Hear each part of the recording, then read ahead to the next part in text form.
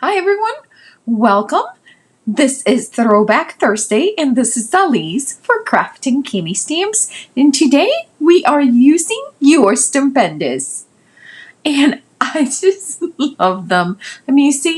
I stamp all three of the red pandas, the flower, and the little like grass bush. I end up using just one of the red pandas, the flower, and the little bush. I use the other ones for a different project. I suddenly had an idea in my head and I wanted to try it. You'll see me using totally taupe to stamp my first layer, and I'm gonna stamp it twice. It's gonna be super light. It's gonna be really hard for you guys to see, so I will change the angle of the camera and make it be a little bit closer so you guys can see it. But this is the way I love coloring my images with alcohol markers. Here it is with a better view, hopefully.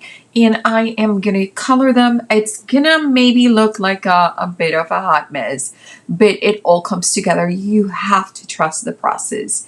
I am actually using the ad that Kimmy made for this Throwback Thursday as my guide on how to color the red pandas. And I'm gonna do so mostly the face, the back, and every other stripe of the tail are in this reddish color. Then the stripes, the legs are in a like a dark gray, almost black, and then the tummy, the ears, and the face, like the cheeks, those are all in a white color. And I love that Crafting Kimmy has the image of the stamp set in the store already colored, so you can follow along those colors and let you inspire you or let you guide you. Either way, you're gonna have fun with these. They are so cute. I am using two colors on the brown. Actually, I did use, I think, only one color on the brown, but I'm going to be using two colors on the grays. This is my darker gray. Then I'm going to come with a lighter gray to blend a couple of times just to add a little bit more, like a darker color on that medium gray that I'm using. And I know it looks kind of like a hot mess, but once you at the end, we're gonna overstamp this with a black ink that is safe for watercolors. You could use our Wicked Black by Crafting Gimme. I don't have it, but I should get one just to try it along because I know that the girls love it. And that just brings this whole image to life, and you'll see it. It's like, seriously, it's like a magic trick. It is so much fun. I will leave you with a little bit of music and let you enjoy the coloring, and then we'll put together the card.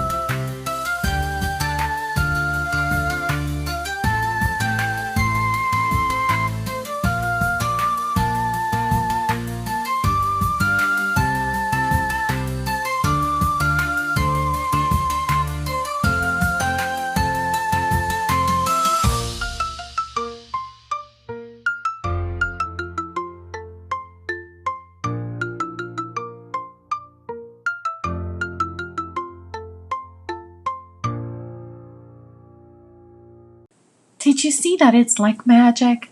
I just love these.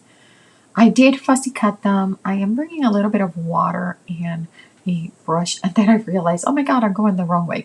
This is mulberry paper, and the way that you cut it and get that fussy is just a paintbrush and water. As simple as that. And I'm making some hills, and those are, I'm using two different colors of green.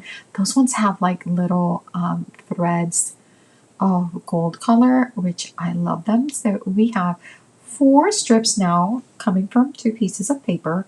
And I originally was going to start putting them on a green piece of cardstock, and then I realized that it was just changing the color too much. So I'm using a bit of paper that I have for the sky. Is this beautiful sky blue. I love it, and I didn't want to use the whole page because I love it, and that is all I have left of that blue. So do you see how these just make these cute little hills? And he's going to be there, and he's going to be holding the flower on his hand. But then I realized I can see the white of the cardstock at the bottom. So what I'm going to do is I'm going to measure about, and it's about 1 inch that I need. So what I'm going to do is I'm going to bring my trimmer. I have another piece of mulberry paper, and I'm just going to trim 1 inch off. I'm going to glue it down, and we are going to start gluing from the bottom piece first. And here's the reason why, because I want to make sure that I can move them far enough up. But I'm not gluing all of it. I'm gluing just the little line of glue at the bottom, and then I'm going to do the same thing with the top, and then I will make sure that I glue a little bit right where the elements are so you can't see the glue. This paper does a lot better if you, instead of like if you do like I just did with the finger and just smooth out the glue, it looks a lot less obvious through the pieces. On that one it doesn't really matter because we're covering most of it. But here we are, and I really truly love how these turn out. Like the layers are just so cute, so perfect. We're gonna trim the excess, turn it around, just get your scissors. You could use also your trimmer however you want, but remember that they are very loose because I just use a tiny little strip of glue to glue those. The reason behind it is because, again, I don't want glue to show up. So I'm going to put my little 3 elements here. A super simple card, but we are going to ump it up with a few more elements. So right where I put my element, I'm going to put glue, and that's going to keep my pieces, my mulberry paper from going anywhere. And here is our adorable little panda. Again, I'm going to do the same thing. I'm bringing the layers up, and wherever my element landed, I am going to put a little bit of glue to keep the layers kind of loose, but at the same time, they're not going anywhere. So here I was going to do, I really wanted to use the cloud stamp. And at first I thought, how can I use the cloud stamp? Because I don't have like any white ink that it's going to be opaque enough. And then I was like, oh wait, I have my Dr. P.H. Martin's bleed proof white that it's kind of like acrylic paint. So you just mix it with a little bit of water, and it's just it's like acrylic paint. And then I was like, oh, that would be perfect. Then I can, when it dries, I can stamp on top the black line like I did with the panda. Well, I got so excited about that little cloud that I decided to move the stamp, which now I can't do the black line anymore because it's not gonna fit perfectly. But I decided to just stamp again with my Totally Taupe to just for location, and just painted the 2 clouds. I ended up not putting a line on anything. You could try to realign the stamp. You could have done gel paint, ink, and a pen. So many things. I apologize if you can hear my dog in the background. She is just, it's hot today and she is just thirsty. I decided that since our panda is holding a cute little flower, that we could just make some flowers in our cute little hill. And the closer the flowers are to us, the bigger the flower it is, so you can actually see a flower shape. The farther they are, they're gonna just look like little dots.